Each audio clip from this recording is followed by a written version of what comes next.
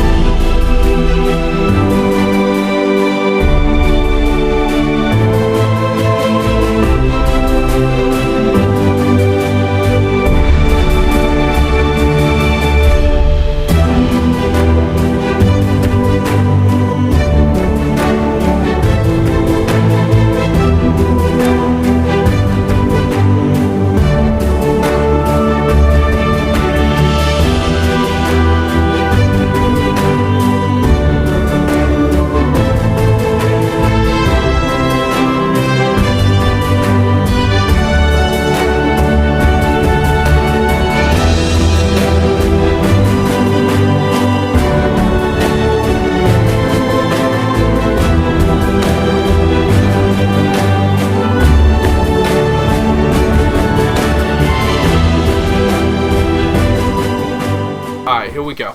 So, the Magic the Gathering set came to the mail today from Amazon. It was the pre-order that I had made, and it's a very big box for a starter kit, but we're going to open this bad boy up. Now, like I said, I have never played Magic the Gathering before in my life. Have no idea what I'm doing. We were at Wizard Asylum in Norman, Oklahoma, and they were able to kind of walk me through some resources on how to learn to play the game. But this is going to be new for me. So let's see what we got here. So first of all, the packaging, absolutely amazing. The to have Cloud and Sephiroth there on the front of the packaging for the cards. Easily my favorite Final Fantasy game, and easily my two favorite Final Fantasy characters. I love the packaging, and I'm trying to decide, do I keep the packaging, and so if I don't ever play and I don't know how to play and I don't learn, that I can at least continue to have this boxed up, or do I just rip it open? So I think for sake of the video, I'm just going to rip this guy open. If I ever want the packaging again, I can always rebuy it, right? Alright, here we go. First things first, it looks like you get a couple of card boxes, which is cool. It has Cloud and Sephiroth there on the covers of the boxes, so I like it. I wish I had known that before I went and bought some of the boxes myself, but that's okay. And then you have the Final Fantasy Starter Kit Play Guide. Again, this is going to be super useful because I've never played before, but inside, if you're like me and you're stupid, you don't even know how the play area is set up, but you do come with an example here of what to do. I think that, yeah, I'm going to have to definitely do some tutorials and figure out how to do it. Oh, this is nice. So if you're a newbie like me, comes with a QR code, and that QR code inside of the guide will teach you how to read a Magic card, which is going to be super helpful and useful for a newbie like me. Again, I've never played Magic, and Final Fantasy, this collab, is what got me interested in it. So I didn't start out big, right? So I just started out with the starter kit. I'm going to open this guy up. See what we have here. Now, I have no idea if these cards are worth anything, if they're good, they're bad. I'm solely basing this off of just my love for the fandom and Final Fantasy, like just card games in general, right? So here we go. We have the Sephiroth card here at the very beginning. I like it. It's nice. Let's go ahead and open up the pack that was underneath him.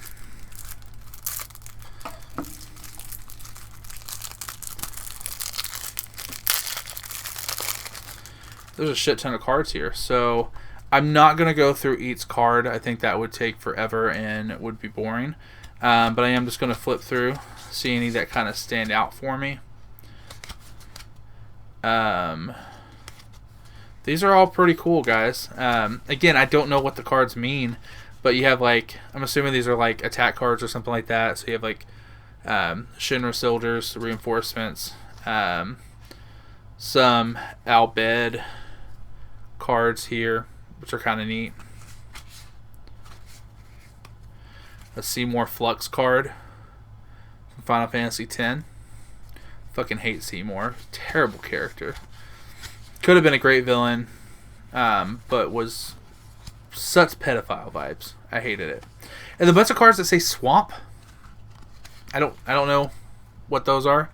I guess we'll find out at some point as we go through and play. But I think this is going to be an ongoing series. Obviously, you're watching the first unboxing video. But I think I'm going to do an ongoing series on learning how to play Magic the Gathering. So if anyone wants to help out in that journey, like and send me a message, let me know. I'd love to be able to walk through it with you guys. So here is the Cloud card that came with the starter pack. This is Cloud, Planet's Champion. Again, I'll have to go through the tutorials to kind of see what is relevant on the card and what's not. But here are your cards that were released on the cover of the starter kit, Cloud and Sephiroth. And let's open up the kit that was there with Cloud. Now, one thing I don't know, and I don't know if there's enough people in the live chat to tell me yes or no, but do I need to keep the cards separate to like the character that they were with? If that makes sense? I don't know. Here we go. So this was the deck of cards that were under the Cloud card. Again, just going to kind of flip through them until I see something that looks cool. Slash of Light card. It's pretty cool. Going through. Some of these characters I don't know who they are. Like, I haven't played all the Final Fantasy games. But I will tell you that the artwork on this looks amazing. There's a lightning card. I like it. Yeah, the artwork on this is spectacular. I just kind of wish I knew what I was looking at. And so that's okay though. We're gonna learn. We're gonna go through this journey together. So those were the two decks that came with the starter packs. I'm gonna open a couple of these booster packs that I got. Again, shout out to the people at Wizard Asylum for kind of showing me some of the ropes so far. Wizard Asylum is in Norman, Oklahoma, right across from Sooner Mall if you're local, if you know where that is. And so, Wizard card. Now, if anyone's watching, can tell me in the comments, like, when you open a deck, why is one card turned one way and the other cards are turned the opposite way? Is there anything special about the card that's turned one way? Going through the deck, definitely some cool art here. You see some fiends and stuff, like you have Ice Flan here. Yeah, these are pretty cool. I don't know why this guy is different, but it's kind of a little bit of holographic there. So yeah, I like it. Let's go ahead and open. We'll open one more of the booster packs. Hey Dean, how are you doing, man? Are you much of a Magic the Gathering fan? Here we go. Here's another card. Again, if anyone's in the comments who can tell me why one card is turned one way. Actually, it's double-sided. Man, I wish I knew more. Like I'm looking at this stuff and I just don't know what I'm looking at, but I do like it. So here we go, going through the decks. Again, I just can't compliment enough the artwork on these cards.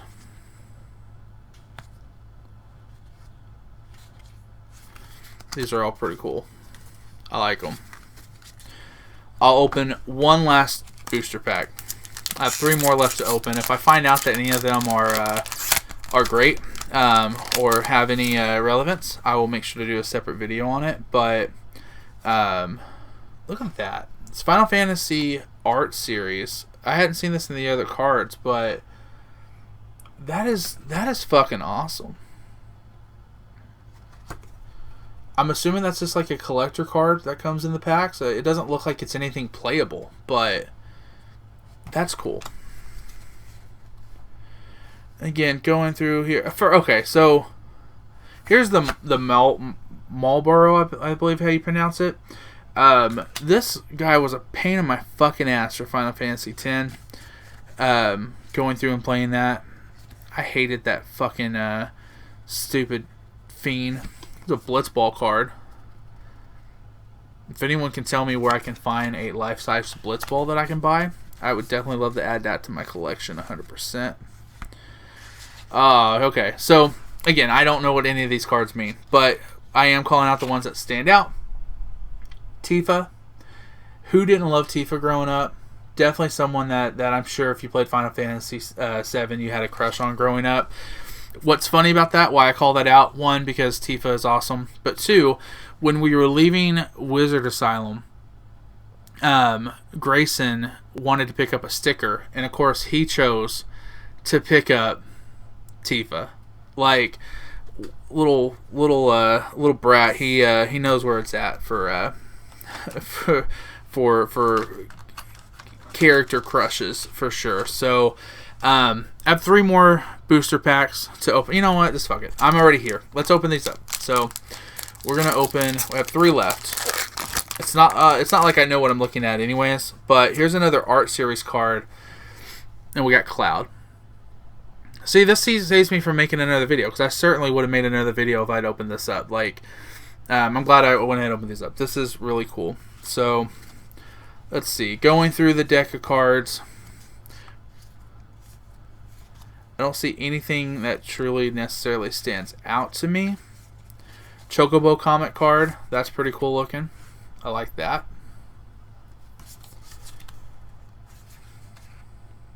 Another holographic card, which I'm sure maybe like all of them have some kind of holographic card in there. Looking forward to seeing what that's all about. 2 more packs left to open. So this one did not come with an art card. I will tell you, these art cards would probably get me to buy more booster packs just alone, even if I don't end up playing the game, because there's 53 in total. And when I get on things like that, I certainly get hooked. So looks like here's a treasure card / hero card. Again, don't know why it's double-sided, but looking forward to finding out. Going through the pack.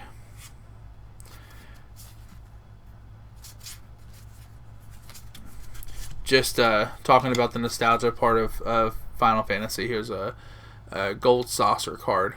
It's pretty cool. Love the artwork on it. So, alright, let's open up this last booster pack and we'll let you guys go for the day for the video.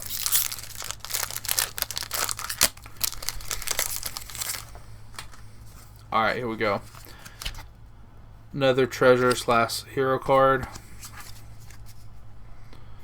And then going through the last pack to see if anything stands out. It's a summon card. I don't know what that means relevant to the game. But it is a fat chocobo card, which I love. If chocobos were real, I would own one 100%. This card is entitled Stay With Me. It's from Final Fantasy X. So you have Titus and Yuna there when they make out in the pond there in the game. And then you have a Behemoth card, a little holographic card. I like that. Alright, again, I'll do a series of videos of me learning how to play this game. I don't know if I'll be any good at it. I don't know if I'll like it. But Final Fantasy got me hooked on Magic, so... Every journey into Magic the Gathering begins with opening your first deck of cards. It's just a simple act that opens the gateway of a world of imagination, strategy, and connection. In this episode, we set out to capture the stories of players and friends as they recall their first encounters with the game. The excitement of choosing their first deck, the thrill of learning how to play, and the anticipation of the world that awaits before them. But Magic is more than just a game of cards. It's a community. It's a shared language that brings people together across tables and social media platforms. As players build their first decks, trade cards, or share strategies, they're building friendships that honestly are gonna last a lifetime. Join us today as we explore Magic the Gathering and not only how it sparks passion for the game, but it builds friendships and connections that enrich players' lives. This is Untapped Potential.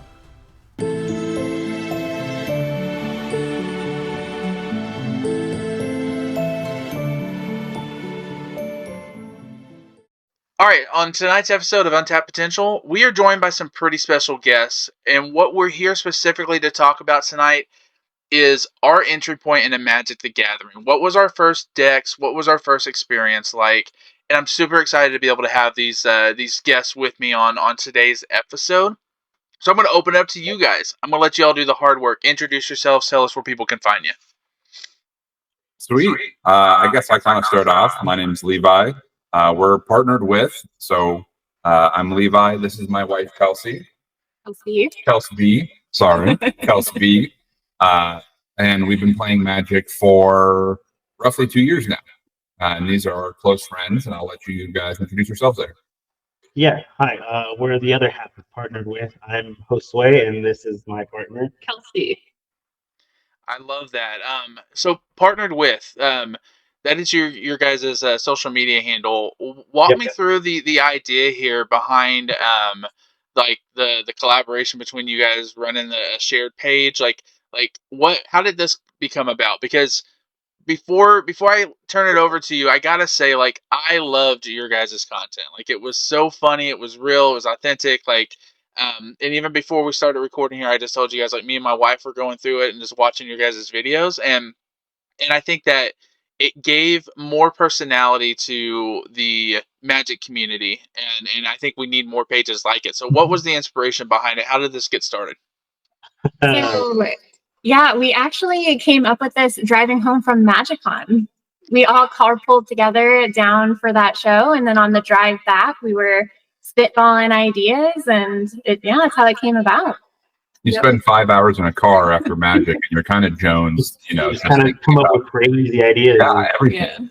Yeah. Magic was, we spend a lot of time together doing different things in Magic. We go to tournaments, we go to game stores together.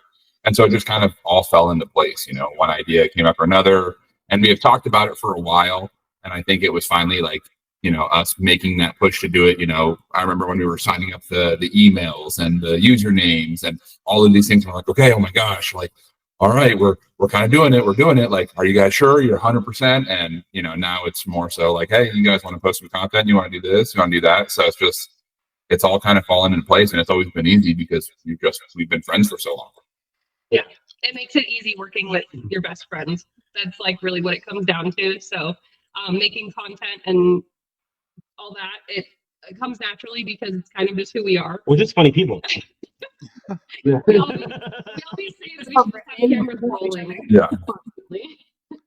I absolutely love it. Like, I love the collaboration. I love the again, to your guys' content. Like, it feels very genuine and authentic. Like, you're from the viewer side of it, like, you're just part of the friend group, right? You're there hanging out, and I'm sure that was the point behind it, and I think that you guys do an amazing job with it. So my hat's off to you guys. I love the content. So if you are watching this at home or on your phone, you'll see their user handle. You also see a QR code that'll take you to their TikTok. So now he pointed up, don't lock me into where these graphics go. Okay, like I'm new to all this. It'll be somewhere in here.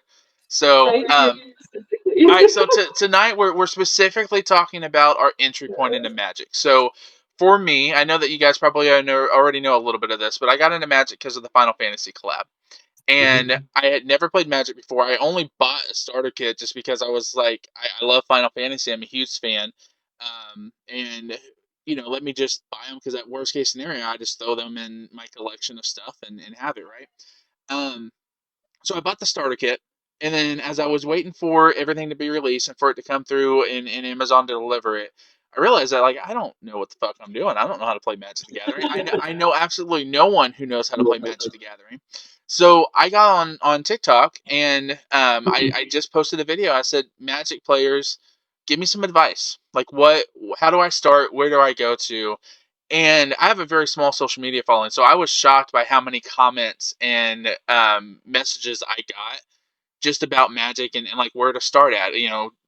Getting on Magic Gathering Arena, and things to look for at your local game stores and things like that.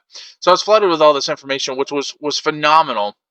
Looking back at it, I wish I would have listened to more of it, because I spent so much money on cards that I still have no idea what to do with. But Final Fantasy was my entry point. That was my first deck I bought, and it's always gonna kind of have a special place in my heart, right? Because I love Final Fantasy, and it's especially in my journey. If I end up doing what I want to do, it's gonna be my first deck of Magic cards. So I was like, as I document every part of this, I want to be able to talk to people. I want to be able to have them share their story. So that's what we're here for tonight, to talk about your guys' entry point into Magic the Gathering. So we will start with the Kelsey C side of it, because we're on two different screens here, and then we'll move over to the Kelsey B side of it. So Kelsey, you guys, Kelsey. Healthy beat, that works. okay, That works. okay. It'll be smoother.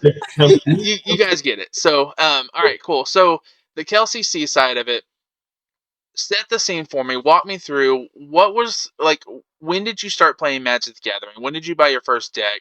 Like, what was it like for you guys as your experience of buying the first Magic deck? And was it as mainstream as it kind of has been with this Universes Beyond collab that they keep doing? Like, what was it like at that time? So, if anything, I was the first one to start in Magic. I started around, I think it was 2019. We had a friend who was our dungeon master, and so we were playing D&D for a while, and then he's like, "Hey, you guys ever played Magic before?" And funnily enough, I was like, "Oh, I don't know if I could ever play that, because the only times I've ever interacted with Magic players back in the day it was really like rough vibes, because also I was a hardcore Yu-Gi-Oh player from the start. So when the first starter decks for Yu-Gi-Oh came out, that's what I played. And then he's like, no, so I just never played. And then he's like, well, we should try it. And he took us to this local game store down the road from where we used to live. And I remember specifically, it wasn't even a deck that I bought. It was a what is it? What are they called? The core 2019 bundles. It was basically a bundle box, one of the old school bundle box that flips open, and it was just like the core of 2019's set release. So it was just a mixture of cards. And he told me, all right, build a 60 card deck. You need lands, and then we'll figure it out. So it was awful. It was an awful freaking 60 card deck. Horrible. He just kept whooping me. And then one day, since I was in a competitive like Yu-Gi-Oh, like I would go to competitive Yu-Gi-Oh tournaments at game stores and stuff. I looked it up. I was like, what's the best way to build a 60 card freaking Magic deck? And it was like there was an actual format, standard, and then I found out you can run four of everything, and I was like, oh, so I could just run four of every single good card. So then I fine tuned this red green Ravnica rule deck, and then immediately it just started beating anybody I would play with. And then after that, I stopped playing. The play group kind of fell apart, and then we were just like not playing. And then I remember specifically handing Levi my cards to store them, because I just didn't have space for them. And so, yeah, I went like maybe 4 years. I was playing other TCGs. I got into One Piece for a while there, and then we came over because we were still having game nights. We were board games, any type of game. We were D&D, and then Levi had some of his friends come over, and they had just gotten the Commander Master's Slivers deck pre-con, and his wife had a couple other decks, and they're like, "Oh, you want to play Magic?" And I was like, "Oh, I've dabbled in it, but I didn't know what Commander was." So he let me borrow his mono red Cranko deck, and I proceeded to win first game. And That like dropped the. that was the bug. small little the little parasite in the ear. I was like, You know, maybe. and then yeah, it was very back and forth. And I just I've been in and out of TCGs. I played Pokemon. And I was in One Piece, and then this happened. So then I was like, oh, well, I just got into One Piece. Why would I want to get into Magic now? And then I remember we were hanging out one day. I don't know if this is the same memory Levi has. This is the one I know specifically. We were hanging out at Kelsey's mom's house. And then we went to our game store. It was like maybe 40 minutes away. And we bought, my nephew, Levi, I, and then our brother-in-law all bought commander decks. Do you remember which one you got, Levi? Shishiro? Yep, Chishiro. He got Chishiro, and I got the Coldheim. It was like the Foretell deck. It was white blue that just blinks stuff and then brings it back, and then you get more advantage from blinking stuff in.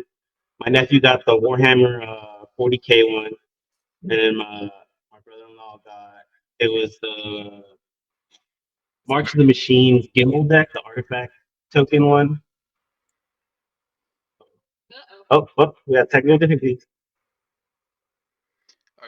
Can you hear me on my end? Oh yeah, Yeah, there we go. it said your video pause. Yeah, it said your video pause. Oh, now it's saying maybe it's us. I don't know. That might be us. No, I think you guys yeah, are. Yeah, I think you guys are good. And so if we do run any technical difficulties over here, that's the beauty of recording, and we can edit and crop all that in. But just for sake of this video, we'll just probably keep that in. I like the authenticity of it. So, all right, I like it. What about you, Kelsey C? Are you Kelsey? I'm gonna get this down before the end of this fucking video. What about you? What was your entry point? It took me quite a bit longer. I also played Yu-Gi-Oh! A little bit. I loved it, and the format changed, and I didn't feel like learning another TCG. I didn't want to learn Magic. I had no desire at all to even watch them play. Really, I would hear them say things, tap, untap, and attack. Oh, well, this has menace, and I'm like, I have no idea what you guys are speaking a different language. Like, I could not care less about you guys playing this. I don't want to. And I would, still be around. We would still be around and play and, do other things and hang out. And I had gone over to a game store with him one day. He was sorting through bulk, and he pointed out a card that was fairies. And I was like, I'm sorry. There's fairies? I can play a whole deck with fairies? What do you mean? Why? You didn't tell me that. So that was really where I started out. So he showed me like the full Tegwell commander deck, and I was like, okay, maybe. I think I would be down for that. And then I think probably a week went by, and I had the deck sleeved up, ready to play. And yeah, I would say that was probably like 2.5 years ago. Probably 2 years or so ago. Yeah, and it was over after that. I just dove head first right into Magic. I love that. That's why I'm trying to get my wife into playing Magic. Like right now, she's just kind of my sparring partner. Like she's the one she'll play when I just at home and I feel like I want to play and kind of learn the game. And I think she's slowly starting to come around. I was at a local game store this last week that I was traveling for work. So I was up in St. Louis, and I found a commander deck, a precon that I thought she would like. It was like a Fae commander deck precon, and I was like, oh, I think this would get her into it. And I walked up to the counter and I put all my stuff down, and the guy said, hey, I just want to make sure you know that like this precon is $250. And I was like, my wife's not gonna like it for that. So I was like, we'll find her something else. I was shocked by how expensive it was. It was crazy. But she's slowly starting to edge her way into playing. I was going to have her on this video with us, but she was like, I don't think I'd have anything to say, like, to contribute. And I was like, yeah, but, like, like, I feel like I'm the fifth wheel in the group. Like, I'm just the loner by himself with you guys. Your partner. Yeah, exactly. All right, so Levi and Kelsby, that's how okay. So walk me through, what was your guys' intro? So I started at the same time, kind of as Josue. You know, we played a lot of D&D. We play a lot of tabletop games, Plunder, Haunted. What's Haunted Mansion. the Haunted Mansion one? That's a really good one. Oh, Betrayal on Haunted. Betrayal. Yeah. So we played a lot of tabletop Haunted games, Yeah. and this is just kind of like the next iteration of it. You know, where me and Kelsey are very competitive. So you know, we play multiple games every single day.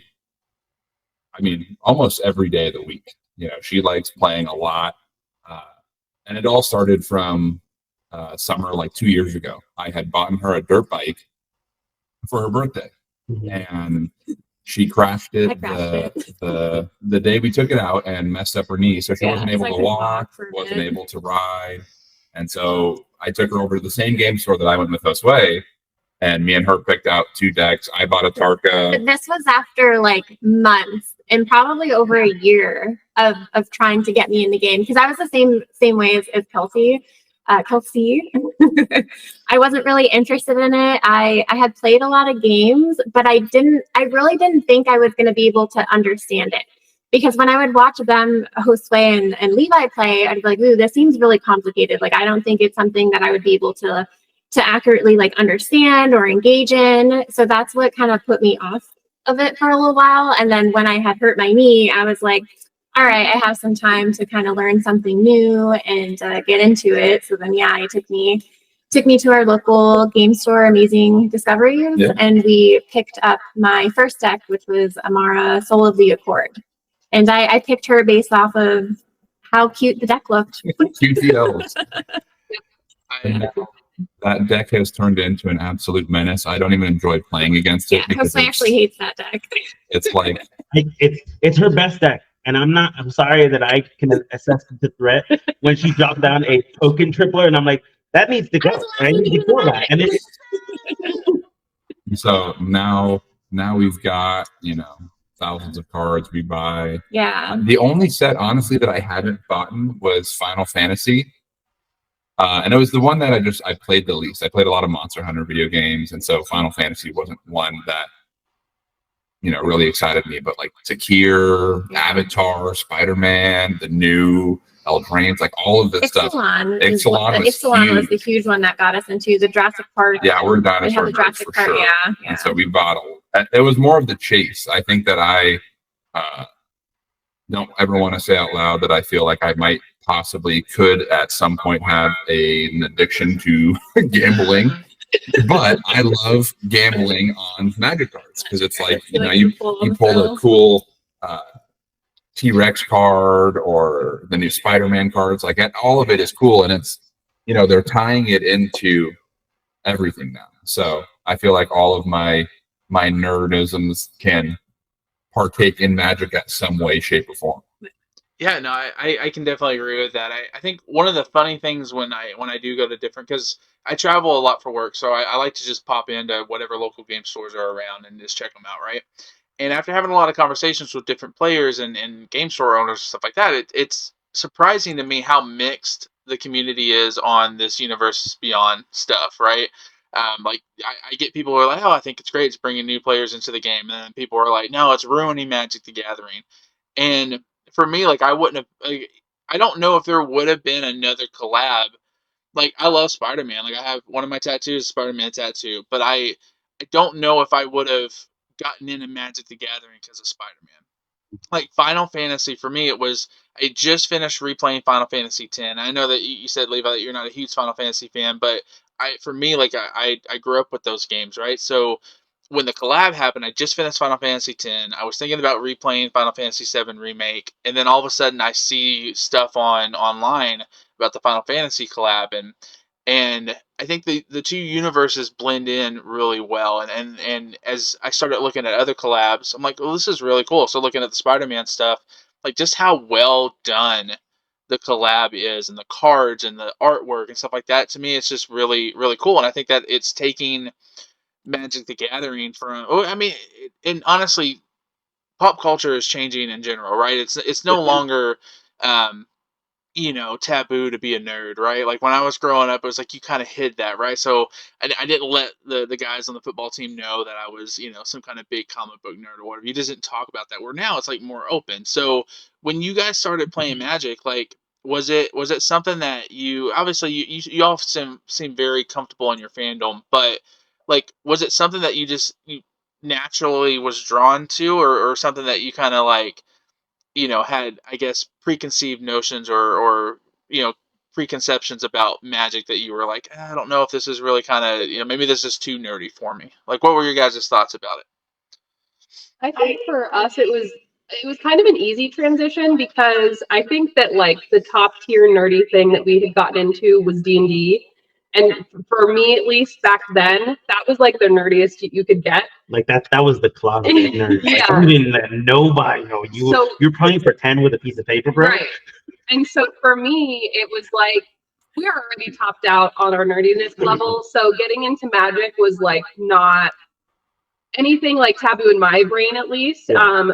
Obviously there's like the stereotype of like the stinky Magic players and this, that, and the other thing. And so you don't want to be like looped in with the stereotype, I guess, is like what I had thought of. But realistically, I have found that that's not as true anyways, being in the community. So I don't know, Yeah. for me, it was an easy transition. I mean, I played, like I said, I played card games most of my life. So like, it was just another TCG for me that I hadn't tried for me. And I knew it was going to be nerdy, but for me, it was like, oh, it's just Yu-Gi-Oh! On different legs for me when I got in. No, that's fair. What about you guys, Kelsby and Levi? Yeah, so I was gonna add, I would agree. I have played a lot of different tabletop games, and then Kelsey and Josue are actually the ones that got me into D&D, and I really did at that time, because this was like what, probably even longer, 6 years Longer, ago. I think. Yeah, even longer than that probably, that we started there. And even when they like first introduced D&D, I was like, ooh, that's like top nerds. I was like, role playing, I was like, I don't know about that. But then I got so sucked in and I ended up loving it that it made going into Magic easy. Like, I didn't think Magic was nerdy. I just didn't think that I was going to be able to understand how to play. I just thought it was way more complicated than it was. But yeah. I mean, I think the hardest part about getting into Magic is just knowing where to start. I didn't really have anybody to guide, and so like going to the store and being like, hey, I want to play Magic, but I have no idea what I want to do. And there are so many different mechanics, or so many different things. And I didn't want to be a lifeline too. There have been many Instagram calls at 9 p.m. with me and her at our throats, because I'm like, you can't do that, and she's like, no, I did it, I did this. And so we have the rules committee that we call. Yeah, I'm like, huh? Yeah.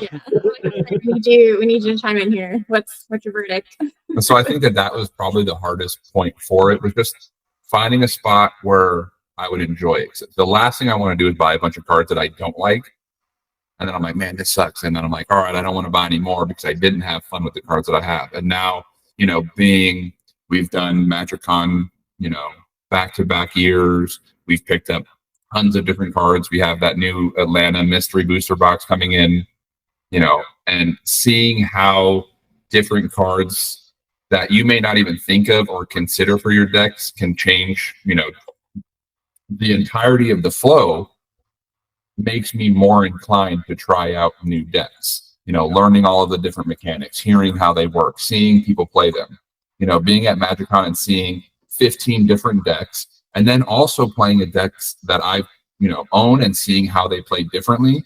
You're like, holy cow, like there's 1,000 different ways to do the same thing, or there's 1,000 different ways to do the same thing different. So it's like, there's no boredom with it. Every game that you play is a new game. Some games, they suck. You keep a 2-land hand, I get it. But other games, you're like, oh, I've never even played this card. You're like, oh, I didn't even know I had this in the deck. And so it makes it more exciting for me. And, getting to do that with girls, with the kids, with all of my friends, it makes it that much more exciting. Did you consider it nerdy? How did you feel about it? I mean, listen, I'm very proud of my nerdisms. I've got D&D dice, I've got Among Us helmets, I've got Jurassic Park, we drive a Jurassic Park truck. So, nerdy is definitely in our blood for sure. No, I love that. I think one of the things that you had mentioned was like when you first got started, you really didn't have any resources, right? You didn't people to go to or whatever, and like that's kind of the whole point for me for this documentary series. Like, yeah, like I eventually want to be competitive with it and that kind of stuff, right? But I didn't know where to start, and I was like, well, let me just go to social media, and I think that like the the way the world is set up now, right? Like we are. I mean, we'll face it. Like we're all kind of attached to our phones and social media and things like that. Like we all wouldn't be talking if it wasn't for the power of social media. I think that like if we can find good ways to be able to utilize that within the community, and like the one thing that I've been pushing away, like I will not hesitate to block someone who comes on my page and like shits on the things that people love, right? If you want to argue with me, I love to argue. I'll be there all day. But if you come in and like are just super negative and attack someone for their fandom, and I think that that's what's kept a lot of people away from doing something like Magic is the preconception of what it looks like and or not being able to be like, I don't know if I'll be able to understand it, because I had the same concerns when I started. I read the cards that came out of that first starter kit, and I was like, what the fuck am I reading? Like I have no idea what this is. And it's just like with video games, like every operating system, every mechanic of a video game is different, and you just got to keep playing it to learn it, right? And I think that hopefully this video and the other ones that we're doing will definitely go a long way. But I think that community part is super important, and being able to connect, whether it's through social media or in your local game store, talking to people and stuff like that, having friends you can call at 9:00 at night. And I'm sure some of those calls have been later, 3 a.m, like, hey, we need to settle this, right? But those are good things to have. So let's talk about specific decks. So y'all already kind of mentioned about your first deck that you bought. So I'm going to adjust the question just a little bit. What was special about the first decks you bought? So talk to me a little bit about like where it started for you. What was special about those first decks? So we'll start with we'll go opposite way. So we'll start back with you, Levi. So my first deck being Chishiro is funny because I actually did not like Chishiro at all. I tried playing him a couple times, and that mechanic just didn't work for me. I couldn't get it when I started off. And so I ended up getting a Tarka later on, and I really liked a Tarka. Dragons, easy.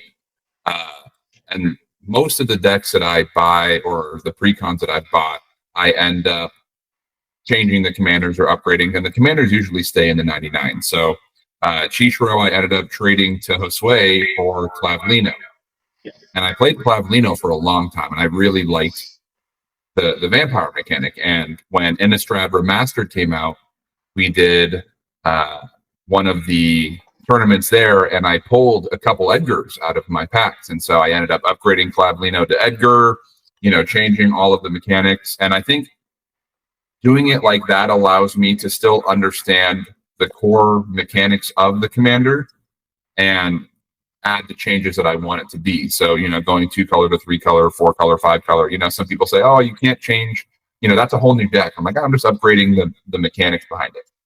So Atarka ended up becoming Tiamat, and that was, those two are my favorite decks. They're the decks that I have put the most into. I don't play them as often as I should anymore because I've had them the longest. But those are the two decks that, like, when I think of Magic, those are the decks that I go to in my head.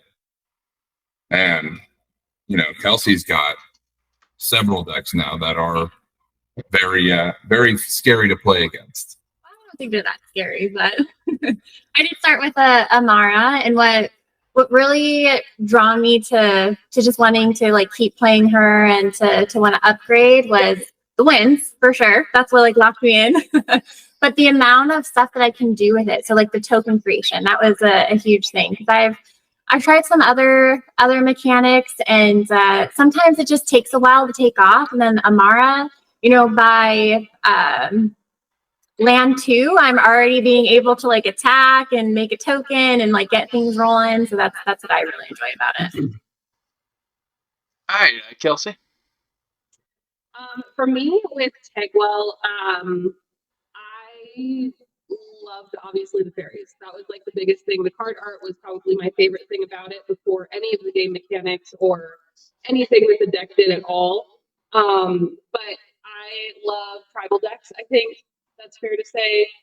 So fairy tribal was definitely my jam for a long while. And They're typo now. Can't still say what is it? They're called typo decks. Typo? Yeah, it's less Oh, connotations. oh, okay. with Didn't know that. Yeah, typo Um, decks. but yeah, so I did love that, and I loved with Tigwell. He adds plus one to all fairies, right? Is that what Yeah, it that just is? gives them a buff. It gives Yeah, them a it gives plus them a buff, so it makes them chunky flying fairies that are going over everyone's head, and it's annoying to people. So I think that I loved being the problem, just like little fairies like picking away at everyone's like life totals. So that was super fun. I think that mainly the card art is what really got me.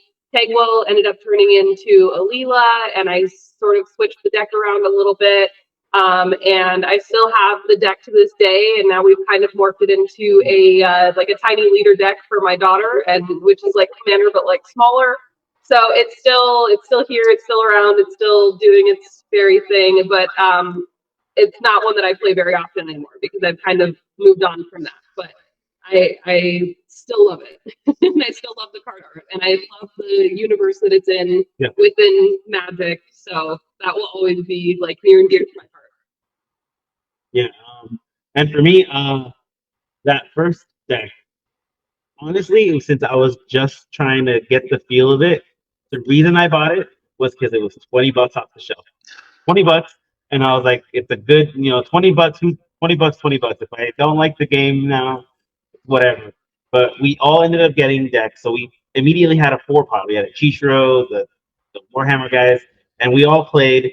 And I really liked the whole foretell mechanic, but the one issue I had, obviously, since I was just starting back again, was understanding that foretell doesn't give you flash.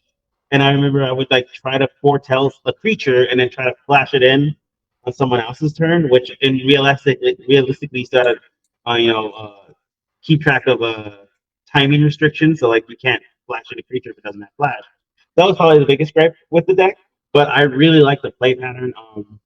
It was funny because I really, really, really did enjoy the deck, but the amount of fun we had that weekend with it and everything else, that was just enough for that like one parasite in my head to like sprout, and then it was like a I opened up the floodgates and it was like an avalanche, and then Raynar got left in the flood, and he never got upgraded, and then he's turned into plenty of other decks. He was cannibalized for other decks.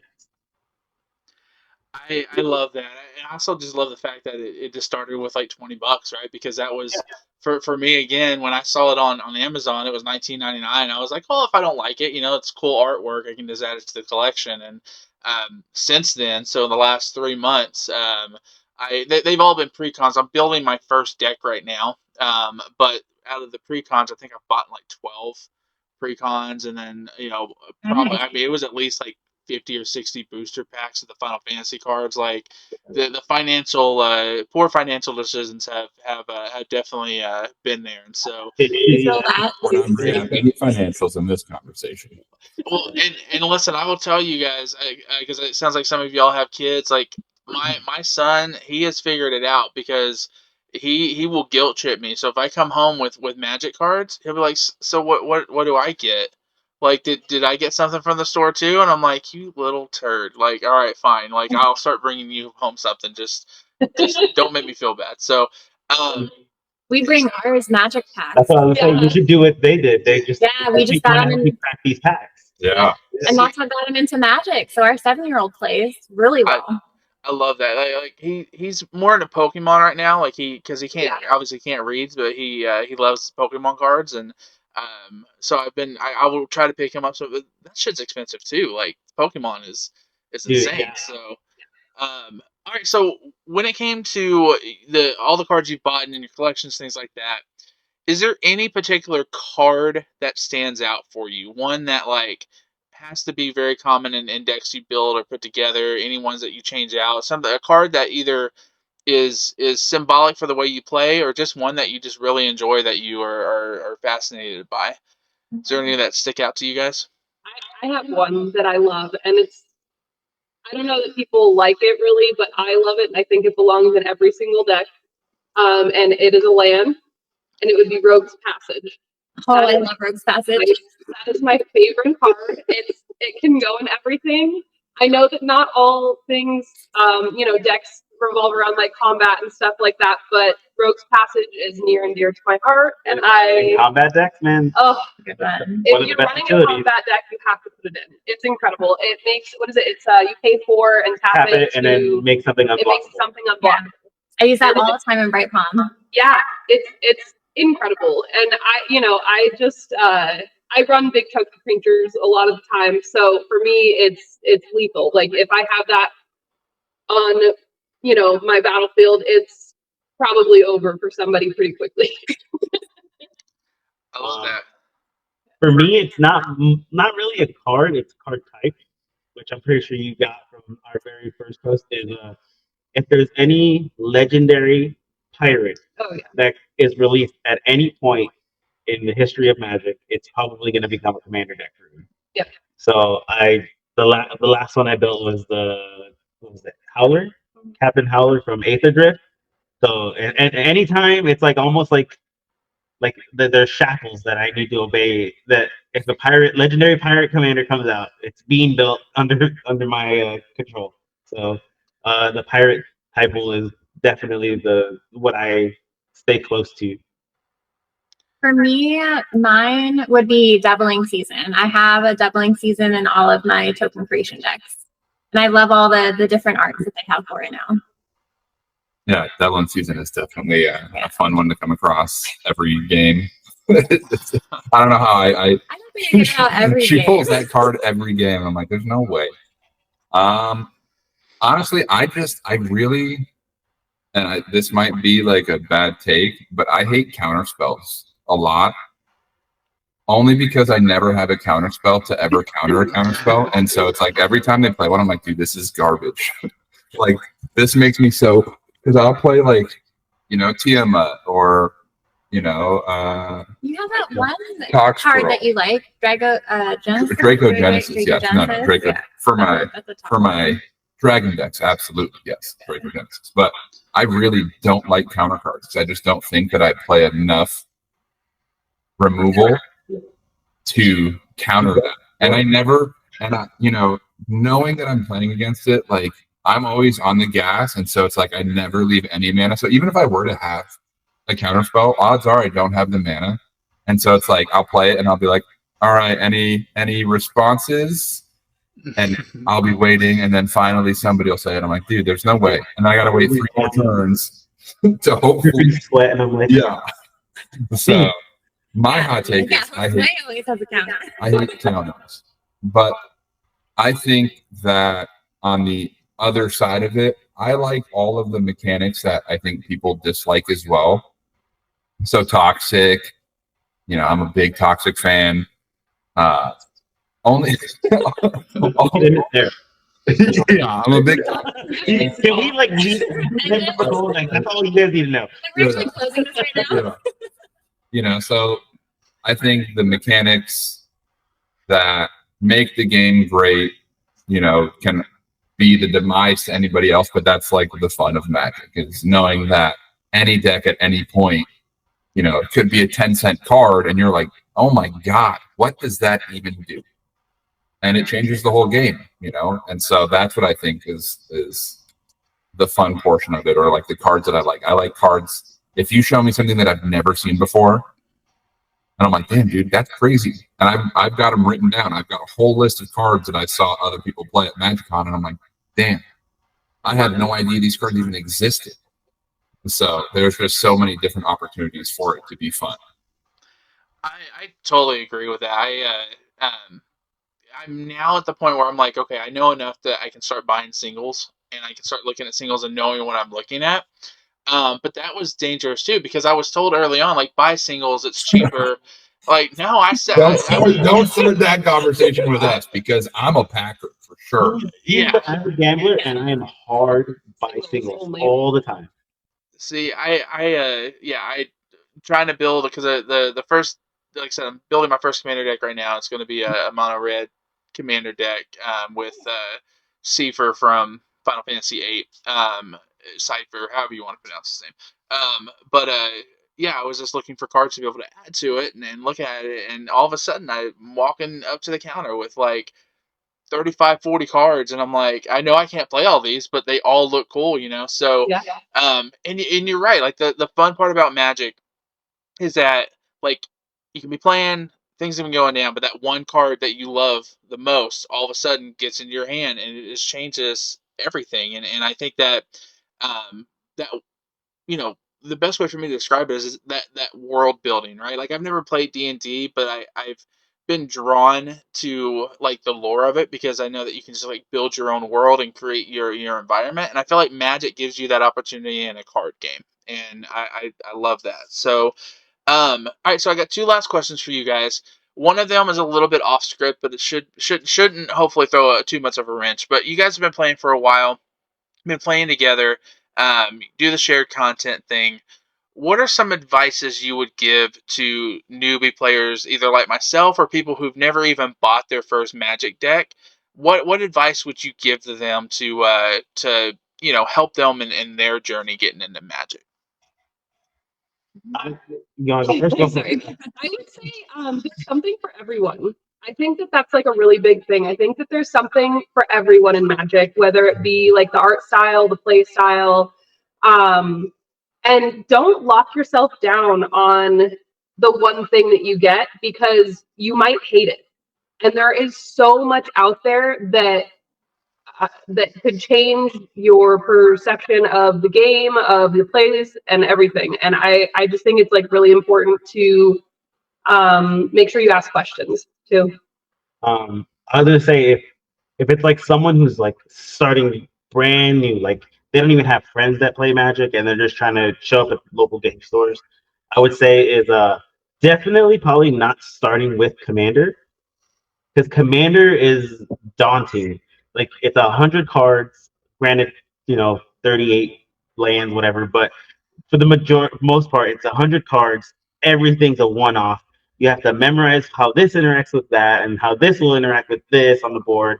And it's just a lot of, I think, mental bandwidth if you're trying to start something fresh. So, like, if it's like someone trying to start out, I think the best way to do it is buying those starter kits that come with 2 pre-constructed decks, and then you just play those, get to know those cards, and then if you want to dive deeper into standard or modern or whatever and keep 60 card formats, you have that route. But once you get a good knowledge of like how the game operates, and then if you wanted to was then taking your time and picking the right commander you think you'd want to play, especially because nowadays commander decks are getting real complicated with like the latest set with Edges of Eternities. I feel like both decks are really, really good out of the box and can keep up with most players that have from scratch their decks. And so I feel like it's definitely to start with like a starter kit to lighten the load, so it's not so much just right out the gate. I like that. And I just want to piggyback off of something that Kelsey had said. So yeah, just really opening yourself up to trying new things. So like for me, I was really stuck on token creation for quite some time, and that's all that I centered myself around, like green and white decks. And then just kind of expanding and moving to other different mechanics. And it could be a little nerving at first, but now I've learned how to like the landfall decks. I've learned the doubling for my counters? What is that called? Proliferate, yeah. Like I've ended up expanding to all these different things. So yeah, just trying something new, you're gonna end up finding something that you end up might like more.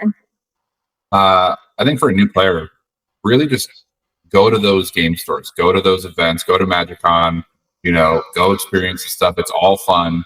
MagicCon was such a blast. Great time. We met so many people.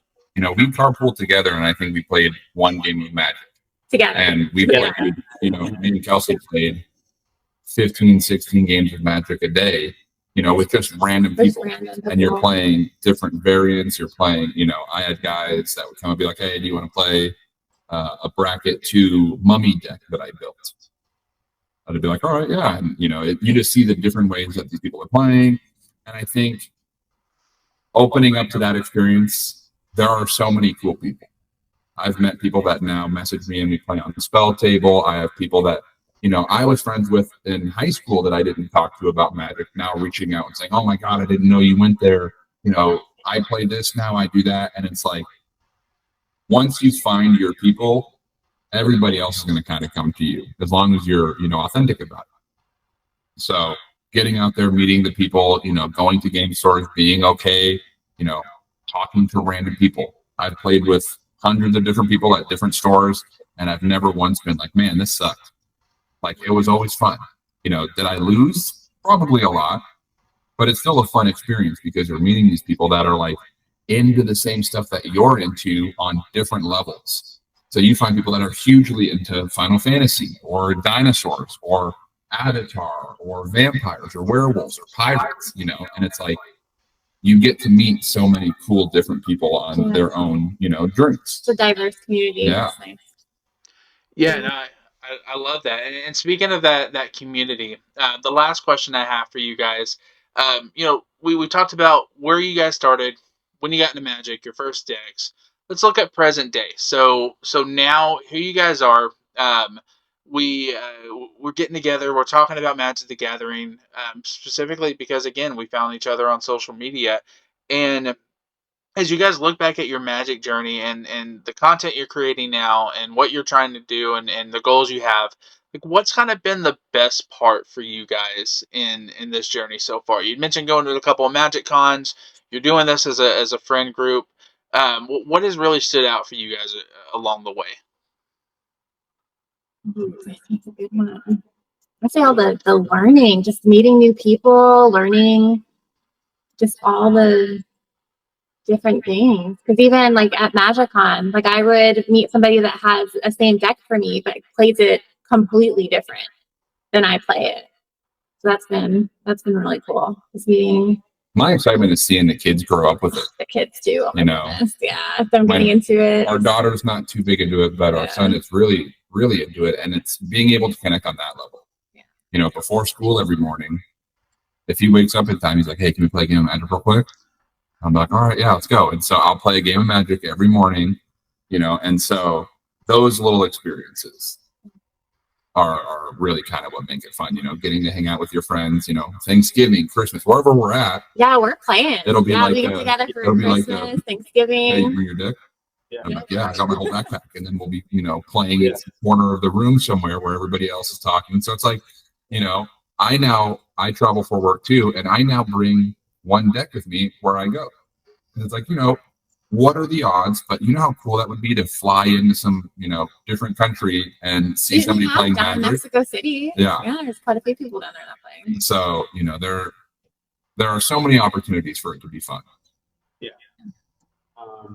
For me, it was just having, honestly, the consistency of a play group, a friend group, and just being able to go and consistently play Magic. Because it was just something that I would normally like. Any TCG, I would either get burnt out from like just so hardcore competitive play, or just losing interest and like not wanting to buy more stuff. But the longevity I feel of like Magic and the community, like just meeting new people, like every time I go to the game store, and it's like I never play against the same people half the time unless I'm going with a buddy or something. Doing like the pre-release nights, you're meeting everybody's new because you don't get to play with your friends. MagicCon was great. It was my first con ever in life going to these MagicCons, and that was super cool and fun.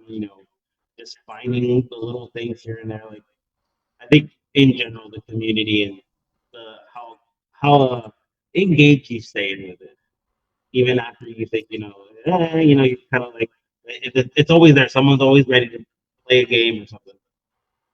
Yeah, I think for me, like going even more present to literally our social media channel, Yeah. I've been having so much fun with engaging with everyone in the community. I think that the videos that we make, like our funny stuff, our educational stuff, we get a good bit of engagement, and I really enjoy talking to everybody in the comments. Obviously, like you, like we've connected quite a few times in comments and messaging, and now this. So it's been really cool. Like the grumpy veteran. Shout out to the Grumpy Oh my Veteran. Yeah, God. absolutely. That guy's fucking amazing. He's Yeah. really cool. Like just people that he literally built a deck and sent some awesome cards to Health and Levi's kids, and then also to mine. Like he's a really cool person. Shout out to the Grumpy Veteran. And just the I also think like the humor part of it. I think it's funny that other people are feeling the same way that we are with our goofy content that we make. It's like Yeah, funny because it's relatable. Like people are pointing out that it's relatable, and I'm like, okay, it's not just us. Got it. It's horrible for the God complex because I think it's funny, and then I see somebody else laughing. I'm like, damn it, I knew it. I knew it. like we should have been doing this. Yeah, I could be a TV show. Yeah, I think that like the social media has brought me a lot of joy. I have been having a lot of fun with it, and I can't wait to see where it goes. I hope that we're able to keep making connections like this and just keep it going. I think it's super fun. I love all of that. And yeah, if you're at home watching, or you're on break, wherever you're consuming this content at, like just take away from this, if anything, like be active in the community, whether it's online, in your local game store, whatever. Like put yourself out there.